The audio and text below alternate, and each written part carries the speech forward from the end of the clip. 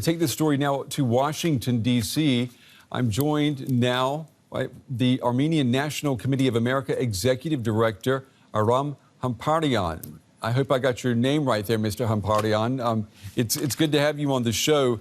I'll ask you the same thing I asked Harun there from the ANCA party in Turkey. This decision that was made today by the House or yesterday by the House of Representatives, do you think that was a decision made out of conviction that this was truly genocide, or do you think lawmakers were trying to use this to rebuke President Trump and President Erdogan? For many years, Turkey exercised a veto here in Washington, D.C., preventing members of Congress from voting their conscience on the Armenian Genocide. Members of Congress essentially overrode that veto and let members vote up or down, and 405 of them voted yes, only 11 voted no. And that's basically what happened. The patience ran out with Turkey. They said that we're not going to enforce your gag rule here in Washington, and we're going to let legislators vote their conscience.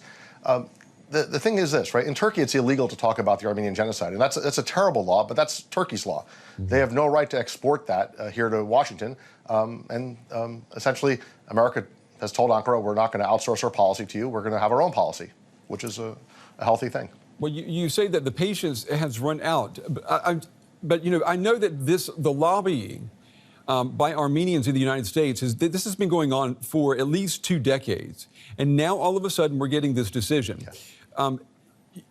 Are you telling me that what we've seen in northern Syria with the Kurds and with the Turks, with the Syrians and Russians, are you telling me none of that came into play in the calculus for this decision to recognize Armenian genocide?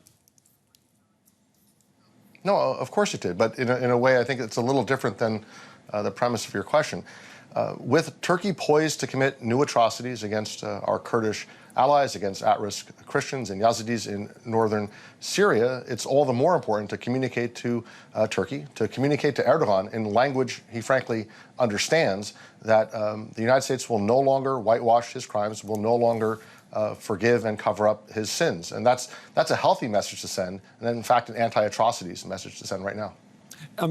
Do you consider the U.S. Congress to be your strongest supporter in the American political system, stronger than the U.S. president? I mean, you have to admit that the Speaker of the House, Nancy Pelosi, for example, she has said that Mr. Trump's policies with Turkey and with Syria have been a disaster.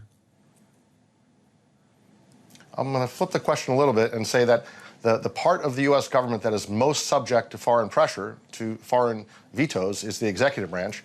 And the Congress is less susceptible to that kind of pressure, so they had greater freedom to speak honestly. But there's something very interesting here, which is that when the Wall Street Journal asked the State Department, where do you stand on this resolution? They said, we don't typically respond or comment on such resolutions. It's not true. They have attacked similar resolutions for 50 years. This State Department, under this president, chose not to attack the resolution, and we saw the result, 405 yes votes and only 11 no votes. Yeah, I mean, it was an overwhelming result, that's for sure. What will this vote mean? What will it change for, you know, the people you represent, the Armenians, for example, in the United States? What will change because of what happened this week in Washington?